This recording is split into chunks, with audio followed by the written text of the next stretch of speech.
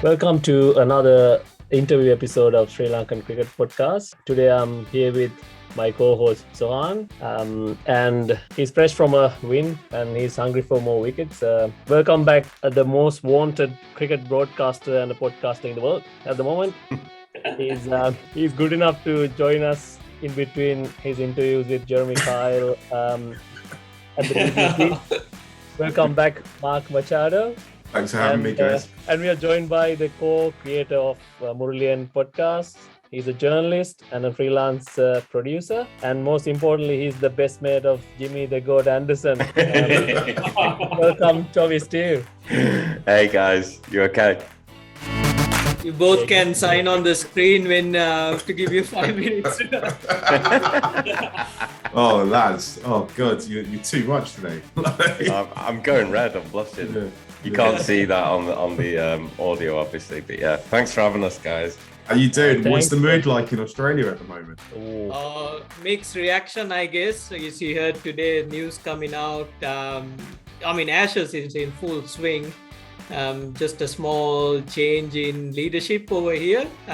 So it's kind of people sitting on the fence on which way it should go. But near Australia heading in a new direction with Pat Cummins taking over. Smith as his backup. But yeah, overall, everyone's keen to want Ashes to kick off straight away. We are pretty stoked because we smacked West Indies in goals, so we're pretty. I know what a great win that was, wasn't it? Yeah. Do you know what? Right, sorry, I know you guys want to talk to the Ashes about the Ashes with us. We'll get onto that. I can't believe how bad West Indies' record is in Sri Lanka. Right, I think that was their 13th test against Sri Lanka. They've never won in Sri Lanka, and I was like, considering how great a side the West Indies are and how many great players they've had, and how at points Sri Lankan cricket can get pretty inconsistent. That's a pretty phenomenal record. Even during the 90s, they never won in the 80s or 90s. No, I don't. I think, actually, as much as I just bigged up West Indies cricket, I think there's a geopolitical point to make here as well, where Sri Lanka and West Indies, in terms of size of kind of cricket infrastructure, is probably about the same. And because of kind of the way broadcast rights work, it's really difficult to get those two countries to tour each other. So even during the 90s and in the 80s, when the West Indies were a top team, they never went to Sri Lanka, I don't think. And in the 90s, it barely ever happened. I mean, there just wasn't enough money in it for both sides. Yeah, essentially, right? So the West Indies, to get a tour going to the West Indies, they need to get a big sponsor on board, right? So, I mean, the one place I really want to go watch cricket is Sabina Park, right? And because there isn't a Sandals resort in Sabina Park, quite often when England or Australia go over, they don't even have a test in Jamaica, which to me is incredible, right? That's going to doing a tour for Australia and not playing at the MCG. Why would you want to do it? One of my dad's great dreams was always to go to the West Indies to watch cricket, to watch England play over there. Yeah, I'd love to go when he retires, take him there. I mean, I wouldn't. I say take him there. He'd pay for it. I wouldn't pay, but I'd like to accompany him. Yes. I'd like him to pay me to go there. Just quickly, Mark, on the West Indies. I mean, not being able to win in Sri Lanka. There was a series where Lara just dominated against Sri Lanka in a 3-test match series, but we still won that easily. Lara scored 600 plus. Runs. Yeah, 600 plus runs. Yeah, in 3-test matches. In when? What sort of year was it? Probably, I think it's early 2000. Yeah, early 2000s. So you had Murali playing for you. Yeah. He dominated Murali. Vas got wickets and set up the series as well. He got Gale out 5 out of 6 times or something in that series. It was. Chaminda Vas is probably possibly the most underrated bowler of all time. I know obviously I'm biased because I'm a massive Sri Lanka fan, but because I think the problem is when people look back on that time in Sri Lankan cricket, most people, if you're not a fan like we are, you just think of Murali and you forget that actually Chaminda Vas was doing absolute bits at the other end as well. Yeah. And was the two of them in tandem were incredible, weren't they? I think you're forgetting about Ashley Giles, mate, as the most underrated spin bowler in cricket history. Oh god, we would if we had a different spin bowler in 05, we would have won that series 5-0. No, I'm being harsh. He was not a bad player. Well, he chipped in with his bat. He did, yeah. He chipped in with the bat as well, yeah. Imagine Nasser Hussain having more bowlers up his sleeve other than Ashley Giles would have been. I know. So, well, if only the sort of Graham Swan had figured it out a bit earlier, but yeah. Sahar and Vida, you guys have in your cricket careers, you've played against some of the best batsmen Sri Lanka have ever had, right? Played with and played against. When you're going up and you're bowling against Mahela or Sangha or Dilshan, what's it like? What is going through your head as you like, do you know what I mean? Because I'll obviously never experience that. It's funny you say that because Sri Lankan cricket circle, it's very small, and you see each other almost all the time, and you feel like, it's normal, but you're starstruck as well. It's a weird feeling, but especially when I started playing, when you play against Sanath and, all these players you saw on TV, it's like, oh, you can't believe it. And, and in the same time, because they don't act like superstars, so you feel, it's been weird. It's a weird feeling. What about you, Boro? Yes, spot exactly right. Number one is starstruck, especially when you get to bowl to guys like Sanath, who played the longer part of his career. Because first thing you have in your head is the 96 World Cup, what he did there. And then you're just, will he take me or shred me to pieces, number one. But and then the next generation of Mahela, Sangakkar and Dilshan, again at training, you just love to see them. You try to get as close to them and listen to them, what they've got to say. And then like all they say is to enjoy the game and keep it simple.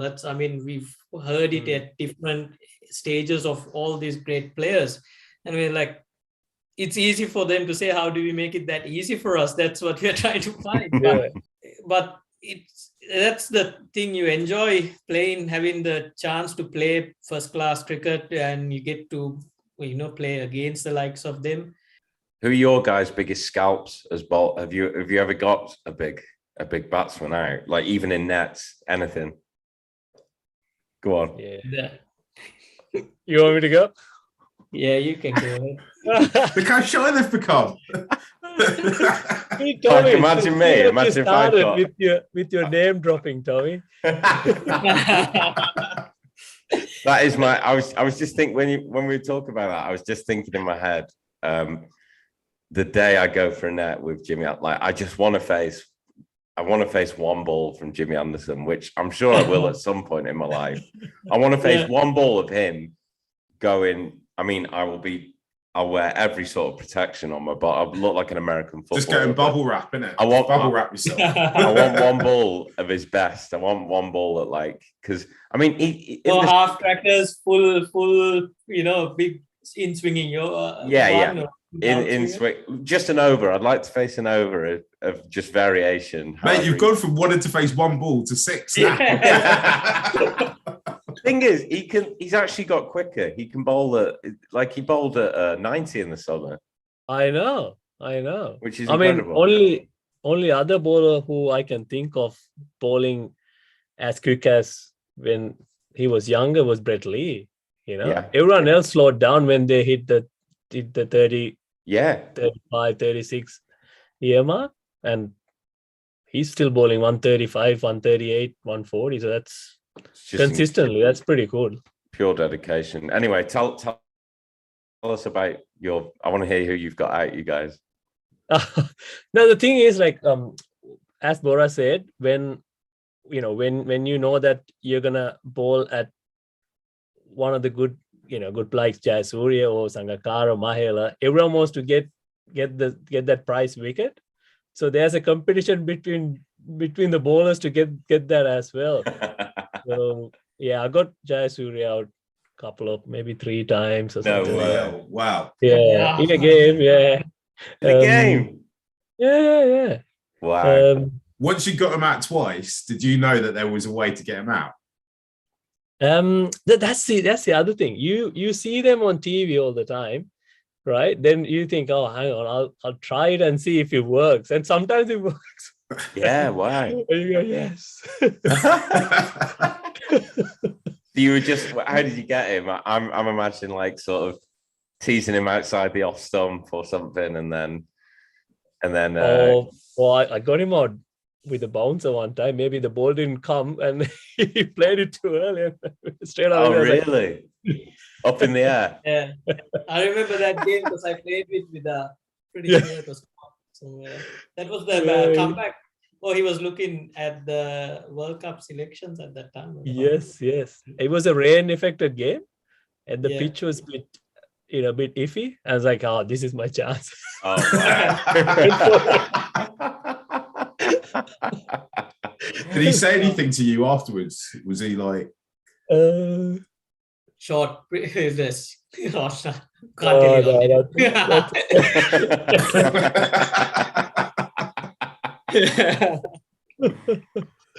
Oh, amazing.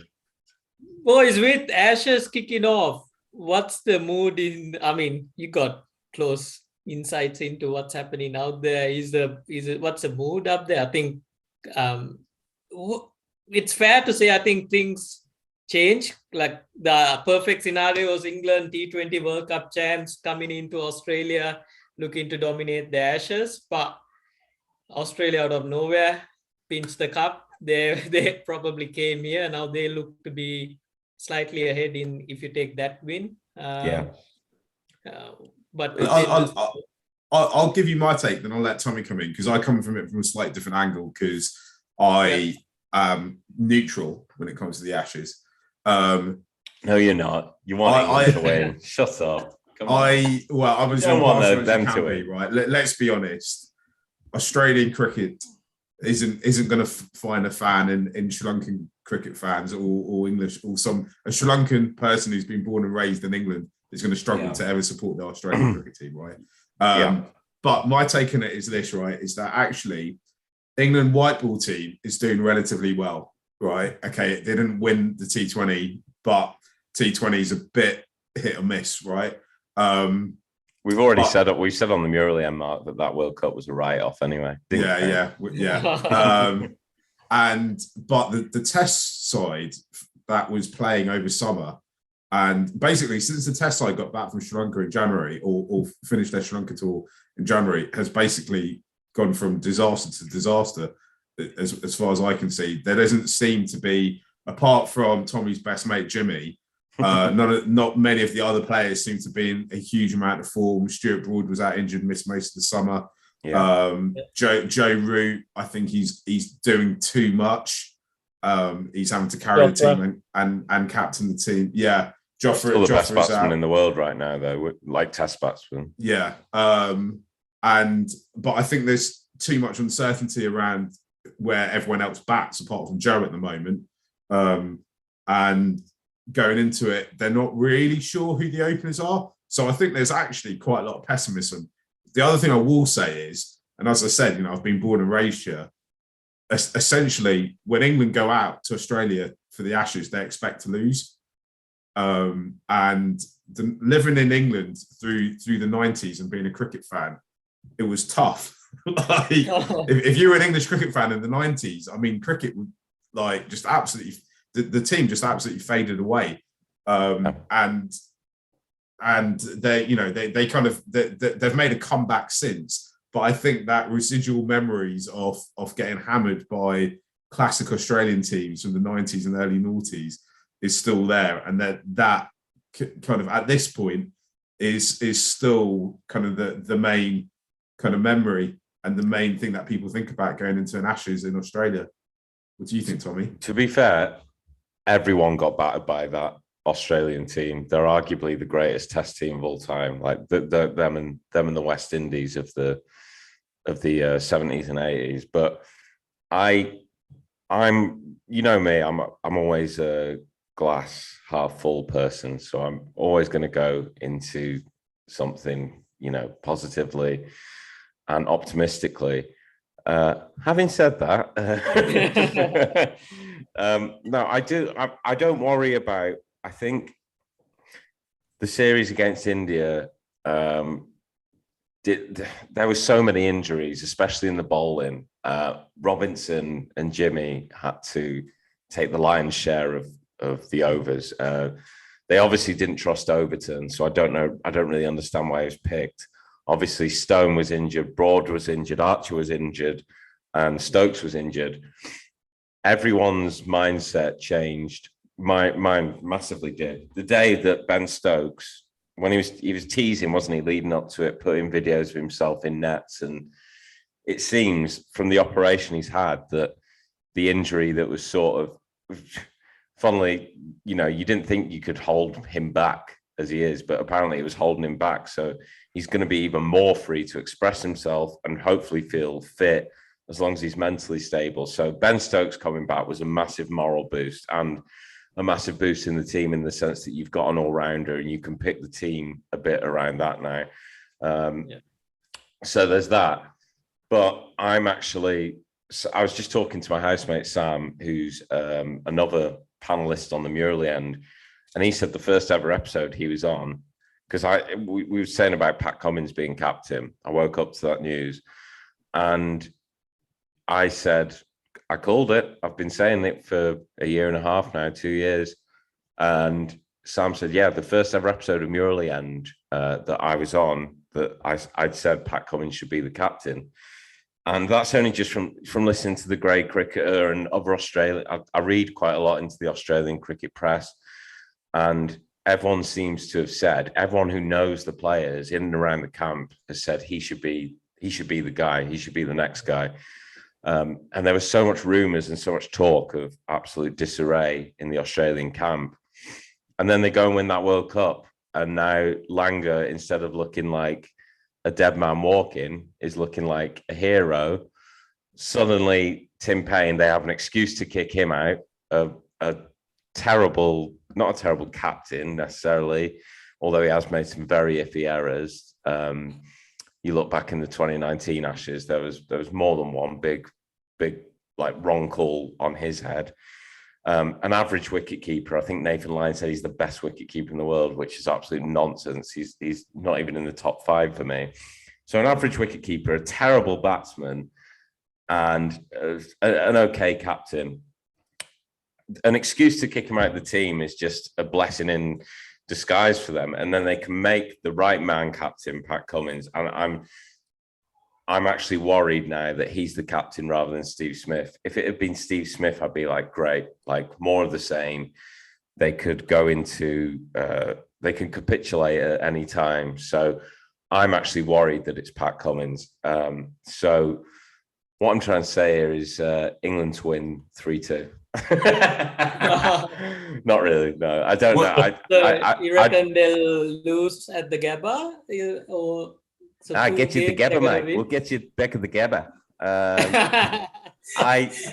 That's a good one. I don't know. I think it would look a lot different should Jofra Archer been fit. I think he could have been a match winner. He could have been a series winner, to be honest, over in Australia.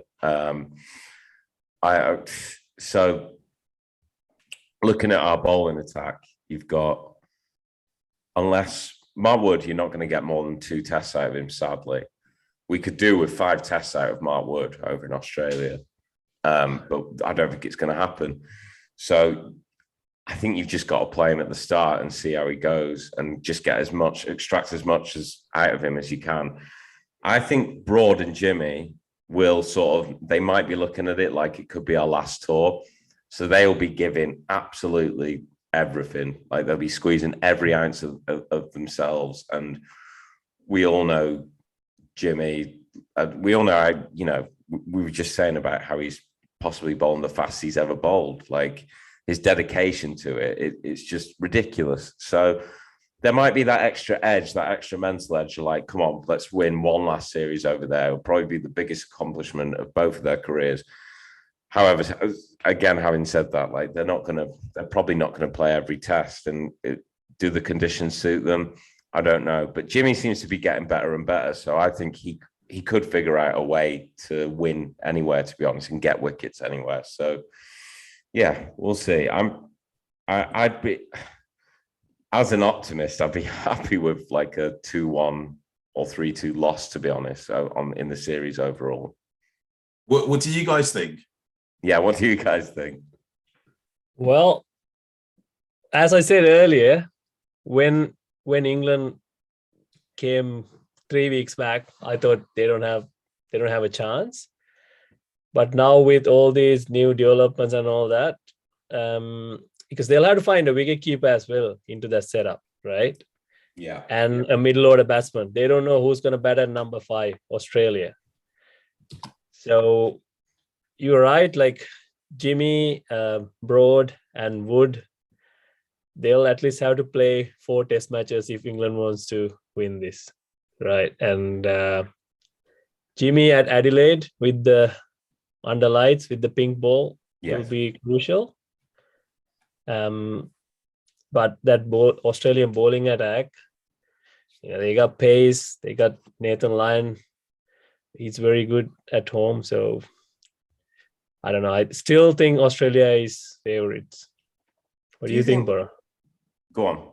Yeah, comparing the bowling, Australia ahead, because I know England, the bowlers we announced, can they get 20 wickets is a question we'll have to see. Because especially over here, I guess it's the pace that is the speed that is a big factor out here, because they play on good hard tracks. If you're bowling at 80 miles an hour, they generally runs over here because the wickets are good. And whereas Australia are pushing the 90-mile mark with their 3 bowlers and a good off spinner who's done well. So they at the moment, that's what's keeping Australia ahead of the pack. So starting off, that's where I see it as a bit of an advantage for Australia. Again, the wicket keeper is a big factor because you need someone stable behind.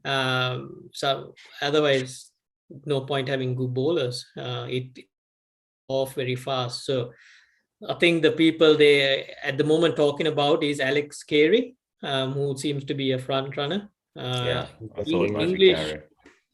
English would be more.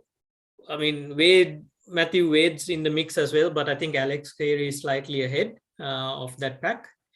So that's where the unsettling for England, they don't have an out-and-out spinner that they can come out on. So I think that will be a factor here. I was surprised that the leg spinners wasn't picked. Matty Parkinson before it was. I've been Mason going on Crane. about this for ages. Yeah, it was a shocker. And Parkinson played in Sydney, great cricket, and he was a good success there. I think that was his pathway to getting into the English setup, because this is just. This goes a long way back, because when Parky went out to play for Gordon Cricket Club in Sydney, I played a couple of games with the overseas players that Gordon signed up. One was myself and Parky, and he followed on the route of Mason Crane, because Mason Crane was a success story there. That's how Mason played the Sydney Test match, because he was just out and out. I was surprised not to one of those two. I mean, Crane was more injured, I think. So, but Parkinson should have been in that squad, is what I see. Unless he's traveling with the squad, I think. So he might make a late appearance. He's in the Lions squad, but yeah, I totally agree. Like he's got a bit. When Shane Warne, like arguably the greatest of all time, the greatest leg spinner of all time, says they've got to pick him. Why aren't they picking him? We would fear him. Then you're just like, well, why? He's completely right. I'm a Lancashire fan. I'm a Lancashire member, so I've been watching him for a few years now. I've been watching him and Livingston for a few years. Yeah. I mean, I'd actually have Livingston in the squad, to be honest, just because of, you know, like Jimmy said, he actually always saw him as more of a Red Bull player at the start of his career, like from coming up at Lancashire. And I thought he was going to go that way from watching him too. So just, you know, if someone's in form, and I know white ball and red ball doesn't always translate, but if someone's in form, sometimes they're just seeing the ball right, then you just pick them, which is why I'm surprised that Australia, I know he's in the again, like the equivalent of the Lions, the larger squad, but Mitch Marsh, because I can't remember what Australian player was saying it, but someone was saying that, you know, he's hitting the ball better than they've ever seen anyone hit the ball. Yeah. And if he's doing that, and if he's, you know what it's like from play, if the ball looks big, if he's seeing the ball and he's hitting it, whether it's in white ball or red ball, the form coming out of the World Cup, like I'd pick him. Like I don't know, what's the thoughts over there on like Travis Head and Khawaja, but then Mitch Marsh not bit like, I don't particularly fear Travis Head as an England fan, but then I've heard Ricky Ponting praising him, and I don't really disagree with much that Ricky Ponting says. So Bora's a bit disappointed because they didn't pick Khawaja as the captain. Yeah, we are in the Khawaja camp.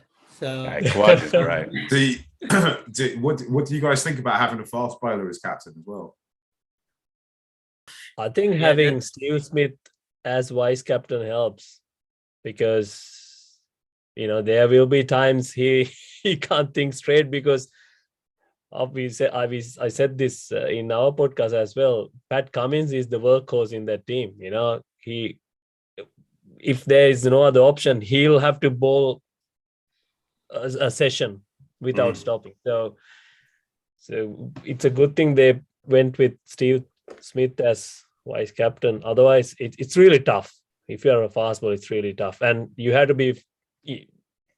You said Mark won't be playing 5 Test matches, and you know Pat Cummins, he has to play as the captain. You have to play 5 Test matches. And you're a fast. You are the leading. You're number 1 bowler in the world at the moment, and you can't have a break. You can't have a break. So Jimmy said about Cummins that he was asked who would be, if you had to take 3 players from the Australia team and put them in the England team, who would they be and why? And he said Pat Cummins and no one else, because he said he's the only one that he likes as a person. Jimmy doesn't like anyone. Jimmy doesn't like anyone. That's big. Jimmy's a stubborn old Englishman, isn't he? He doesn't. The thing is, he doesn't play in the white ball tournaments, does he? So he hasn't, you know, got. I think him and Broad are very sort of 80s, 90s in their mentality, which I like. You know, as a fan, I think that's great. Like just those players who just flat out don't like Australians. Well, what do you lads think of Marnus as well? Because I think he's an interesting character. I was surprised that people were calling for him to be captain as well, because he doesn't strike me as having a personality that would be necessarily make a good captain. But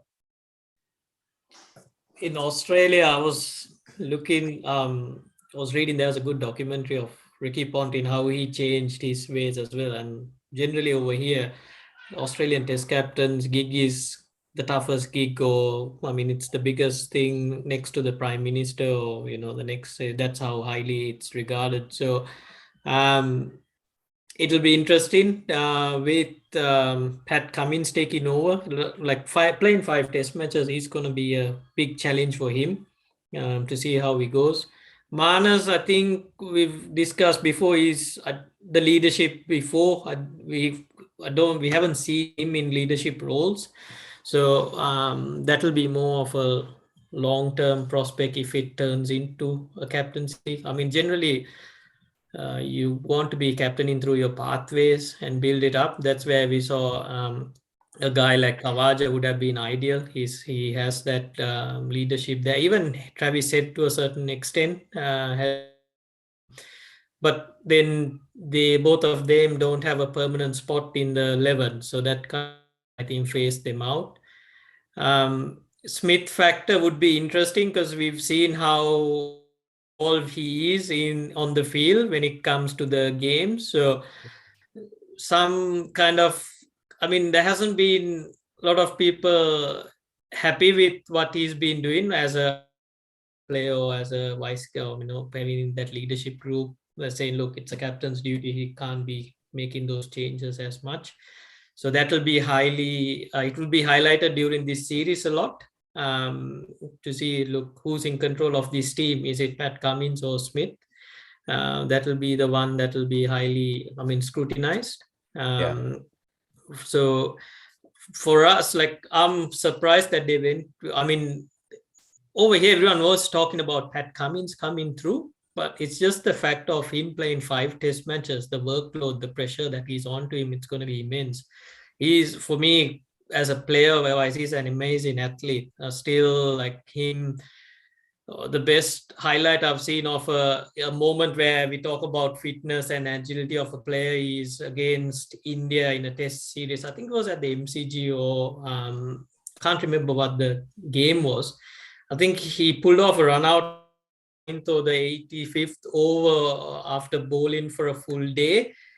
From mid-on, he one-handed picks it up and throws the stumps down. And as fast bowlers, Vida, you probably know, at around the 80th, 75th over, we closed shop. We just not budging from the roll, and this guy just charged in, hit the stump. That was an amazing moment that I noticed, and I think that's how much of a good athlete he is. Now it's exciting to see what he brings in role. I'm done after I've bowled 4 overs. You won't catch me fielding. You won't catch me running for catches or Tommy, that's in England. He's talking about in Sri Lanka. You bowl 1 over and then say.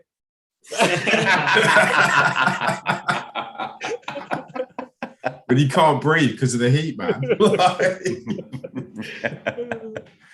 I think the English batters will. I know they've got funny, techniques are not the traditional methods, but because the wickets are flat, they'll get away with it, I have a feeling. So yeah, I think, like, I think Mark said earlier about us being unsure about our openers, but I think the fact that Sibley hasn't, he's not going to be there, and the fact that we've picked Hamid shows that is what we're going with, and that's what we're sticking with, and that's what we're doing going forward, which I prefer. I'm glad we know the two that it's going to be Burns and Hamid, rather than messing around with Crawley or Sibley. I don't think you can have. I think Sibley will be a good test player going forward, but I don't think you can have 2 people with that ugly, unconventional techniques as the 2 openers. I said you can't have Sibley and Burns opening test. No. It's just like it's the other thing I will say is test cricket. I think England over the last kind of 18 months or so have really lacked good man management, and actually you see players come in, get big scores, and then within like 3 or 4 tests after that, they're out the side. Hamid, Sibley are like 2 great examples of this. Moeen Ali's the ultimate example, where his test career is just kind of all over the place, isn't it? I totally understand. I think they should have probably taken Moeen Ali on this series. Yeah. If for no other reason, I think he's just a great figure to have in your squad from what you see in the He wouldn't have gone though. But he's done with it. Yeah, and you can totally see why he's done with it, right? Because players come in, MURALI like got man of the match in a 100 game, and within 12 hours was in the England squad for a test match that was starting 72 hours later against India. Right, the man management around the England team sometimes has been absolutely disastrous. I mean, we're saying this just hours after Tim Payne has had to take a break from cricket. So maybe JL's management isn't the greatest either. But I do feel for some of the England Test players as well, because I think it must be really tough in that environment at the best of times. And you look at someone like Hamid, and you're like, he's a young guy. I just feel he needs an arm around him, a coach to go, do you know what? I think you're a really great cricketer, and I'm going to put you in the side, and we're not even going to talk about, where you bat other than opening or your place in the team till the end of next English summer. I think there's a lot of question marks over the coaching setup, and Silverwood seems like a good guy, and I think. In terms of man management captains, I think that Joe Root is as good as any, but I think it's just a shame that his on-field strategy and captaincy is as bad as any. I think it's the thing with Joe Root is that he's got to do too much. It's what you guys are saying about Pat Cummins having to bowl X amount of overs and get the wickets and make those kind of match-winning scenarios. I think that's the case with Joe Root when it comes to batting as well for England. It's been done before though, surely. Like I'm trying to think top. Well, I was going to say Ponting, but then I suppose he had Michael Clarke and Gilchrist supporting him, world class all around him. So yeah, maybe it's slightly different, but no, I just think my thought on. I mean, I've said this for years. Like, I think. It's not going to happen now, but you just get Owen Morgan involved in the test setup in some form, like even if he's a specialist captain, or as soon as he retires, because he's probably not far from that, just get him as the England coach, just because he's what he did with that white ball team to turn it around in 4 years and make them the best, like not just the best in the world, possibly the greatest of all time. Like it is crazy. He's a captaincy, leadership, sort of tactical genius in cricket in my eyes. So if as soon as he retires, I'd get him involved. I don't rate Silverwood. I don't really know and he's not had long in the job. So, I'm probably speaking too soon, and he deserves more of a chance, but I don't really know what he's bringing to the role as coach. Bring in Mickey Arthur. Looking for a job. I was going to ask you, because we're talking about captaincy and Pat Cummins taking over, and you're good mates with the best fast bowler going around. Was that ever a thought? Or are you mates with Shamira?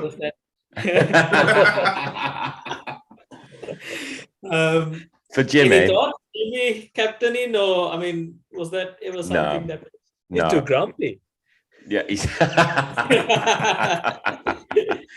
I have been. There have been some Tailenders recordings where I've seen his grumpiness in full flight, where he's simply just like he'll just give one word answers, and it's like, we're trying to record a podcast here, Jim, and he's just like, no, yes, no. And it's like, come on, mate, this is our job. I know you've got other things to be doing, but I think for the fact that he's never really been touted. I mean, I've never spoken to him about it, but I remember this is just on him being grumpy, but we'd had a night out after a Tailenders live show, and we were all pretty drunk, and it was only the second or third time I'd hung out with him, and he'd been really lovely to me up until that point. He was quite shy at first, but once he gets to know you, opens up a bit. So I pushed my luck at the end of the night. We were in like a chicken shop in where would be near Hackney, Mark, in Shoreditch or somewhere like that. Yeah. Anyway, and I said, we were just like, he was like, "Oh, help yourself." He just had like chicken and chips. So I was just like, "Oh, nice one, mate." Like just like grabbed a piece of chicken and ate it. And then I was about to go like back to my hotel. It was like 2 a.m. or something. And I just said, "Hey, Jimmy. And I went to do you remember when they used to do the sprinkler? Oh, yeah. The sprinkler. I said, Jimmy. And he just went, nope.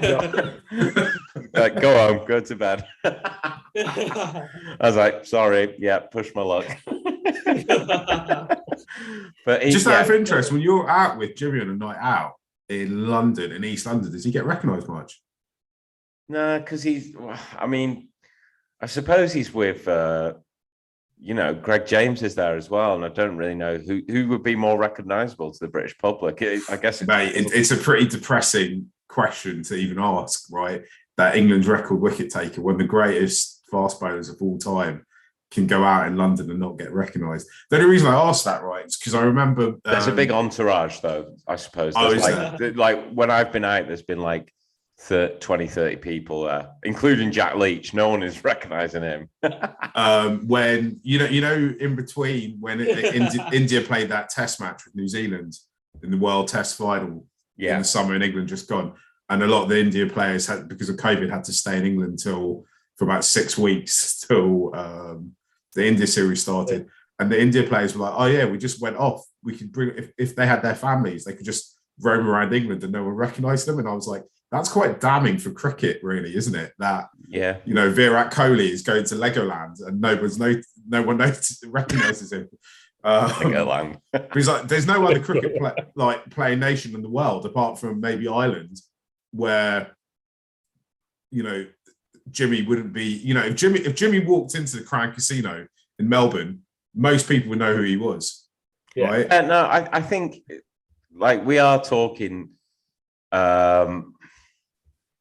There is an aura around him, obviously. Like when he comes into work into Media City, this is pre-pandemic, and I'd go and let him in, and we'd get in the lift and stuff, and everyone's looking at him. Everyone, because like not only is he Jimmy Anderson, but he's a really handsome man as well. But he has that aura about him that some elite sports people have. But I think he would be recognized generally, like by half the people. It's very different, like when you're on a night out and everyone's drunk and there's a lot of you probably don't even notice that people are noticing you, to be honest, because that night out I'm talking about, there was like, there was Jack Leach was there, Greg James, Felix White, and then loads of people from indie bands in like Foals and Alt J and stuff, who are probably in East London, in that part of London, are probably as famous. You know what I mean? As Jimmy Anderson. Yeah. So that's a niche example. But what's it? Oh yeah, just on the captaincy thing, I think like it's never interested Jimmy. I think whenever those talks come up, and it's always Broad who's mentioned more. Like I think Jimmy just wants to. And I don't think Broad would. I think Broad would have done it if he was asked at some point. But I think it's too late for that now. But no, Jimmy's always just. I think he's just bowling. I think he doesn't even to the point where, as you saw against Bumrah in the summer, he's not even focusing on it. I don't think he even bothers practicing batting anymore. Only his reverse sweeps, I think. Pardon? Only his reverse sweeps, I think. His reverse sweep, the best reverse sweep in the world. Stuart Broad as well comes across in the British press. I'm not saying that other cricketers don't think like this, but when he does commentary on the 100 and other one-day stuff, he comes across more as a strategist as well. And I know is his sister still one of the analysts for the England team? I don't know. Right? Yeah. And and on the fame level, actually, that's another just an interesting. He's probably as famous as any cricketer over here because he's got a celebrity girlfriend. Right. Yeah, he goes out with a former pop star. Okay. Yeah, Have Molly you from the signed a few autographs for me? As saying you're the next fast bowler after Jimmy Anderson when you're out together? What's that? Sorry. You signed a few autographs saying you're the next. He just pretends to be Jack Leach. Just signed. JL. Hold on. There you go, There you Jack go. Leach. That's it. Yeah, I just have to take pictures. People will be trying to do selfies, and I just go, "Give it here, I'll take the picture." By the way, I'm Jack Leach. You might remember me for my one. What's the mood like in Australia in terms of like, are they, even after all the Tim Payne stuff, I'm guessing it's still really optimistic. I was in Australia in 2013 for rugby related stuff, but it was just as the Australia team were getting ready to come over for the 2013 Ashes. And I think they'd sacked I can't remember who I think it was Mickey Arthur who they sacked and got Darren Lehman in. But the Australian press, firstly, it seemed to be a bigger story than at the time. I think the Prime Minister of Australia was changing in quite a dramatic moment in Canberra, and the cricket news seemed to dominate the Australian news more than the political news. But they were still optimistic they were going to win the Ashes. They didn't, but I was like quite taken aback how they could go into a series with all this chaos happening and still be like, yeah, we'll still win it. England are terrible. They think they can win it, but it's been like everyone's been distracted for the last few days, so because everyone's in shock. So it's like they don't know what to do at the moment, but because I'm innocent, I didn't really understand the Tim Payne thing when it first broke. Because I was just like, it seems to me like the texting was consensual, and then out of nowhere he just sent this girl a dick pic, right? That's what's happened, isn't it? And I'm just like, this is a bit weird, no? Well, this was like 5 years ago, and they had an inquiry, and they said, they closed the case, and all of a sudden it reappeared. So who threw him under the bus? Because clearly somebody didn't want him to be in the team. Barmy Army. No, it wasn't the Barmy Army. They're really keen on him. Nah, I'm just joking. Pat Cummins, maybe. Pat Cummins. No, he's too nice a guy. He's too nice a guy. No, it's very surprising. Looks like it's been happening, or don't know. I think there have been few things happening under the radar where there's probably trying to keep them quiet, and maybe Tim Payne said, "This is it. I've had enough. This person can't be just, and came out of the blue and said, this has to stop." So, pretty unfortunate. What was it seen in the media, and you could see what he's been up to. So again, I think still can't put now it's Cricket Australia, Cricket Tasmania pointing fingers at each other saying what's going on. So it's pretty much unraveling out in the media what's happening.